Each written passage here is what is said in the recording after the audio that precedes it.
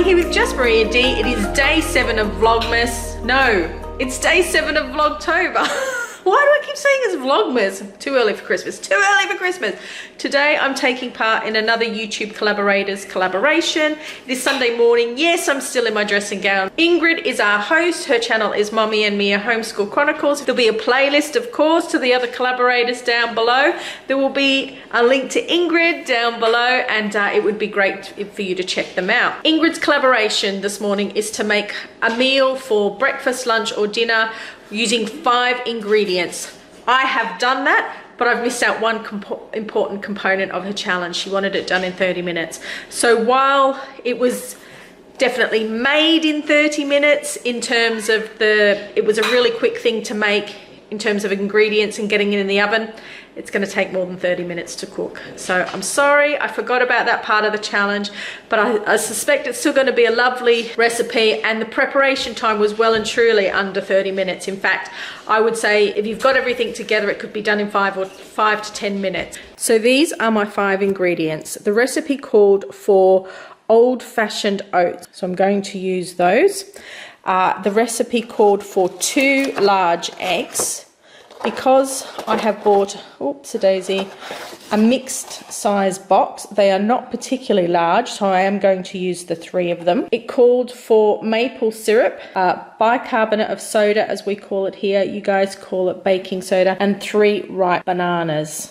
First things first, set the oven to gas mark 4 or 350 degrees. As modelled here, skillfully peel your 3 bananas and add them to your food processor or blender. Unfortunately, this recipe does require the ingredients to be pulverized to a mush. So one of those 2 appliances is a must. Once we have added our bananas, take a cup measuring cup. I always seem to find the most convoluted way of saying things. Anyway, add 2 cups of proper oats. By proper, I mean oats that have a good size to them, not processed oats. I even think that super oats would be great in this recipe, although I've just used these ones today. In your 1/4 cup measure out a 1/4 cup of maple syrup and add that into the mix as well. They do ask for it to be pure maple syrup. This is because we're not using sugar. Add a teaspoon of bicarbonate soda if you live in the UK and Australia. If you live in America, you can use your baking soda. Try and make it a level teaspoon.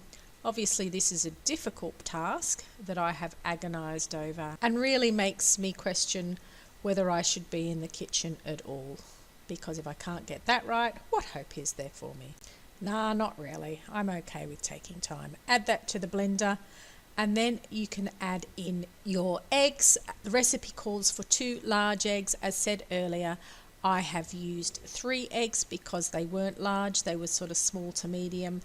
I'm not sure now whether I should have, now that I've actually sampled it for my breakfast. I wonder whether it was a little bit eggy. So maybe for your first go, just use the 2 large eggs and see if you like it.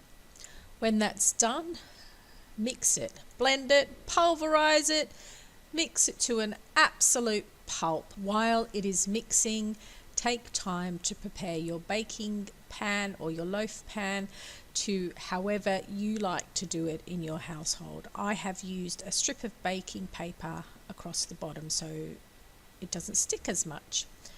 Add it to the baking tray. This really doesn't need much of a commentary. You have some left over in your blender, then feel free to take a spatula or something and scrape it out. This step is optional. You don't have to do it. It's purely decorative. Take another banana and slice up into consistent round shapes rather than, inconsistent square shapes that you can sometimes get a banana in. Oh, Maria. Place your banana on your mixture in an orderly fashion, please, so that when it comes to taking pictures for your Instagram and Pinterest pages, you have got a lovely looking banana loaf that makes you the envy of all other mothers. Isn't that what we are striving for now as a society? Yeah, sometimes I wonder. Anyway, I don't normally do this to my banana loaves, but I thought it was a really nice touch, which was suggested by thebakermama.com, which was where I got this recipe from. So please check out her blog if you would like the full recipe. The link will be down below. Put it in the oven, she says, for about 30 minutes. I think mine took longer, to be honest. And here it is, looking good. Obviously get something to protect your hand when you take a hot loaf tray out of the oven. You know, we don't want any accidents here.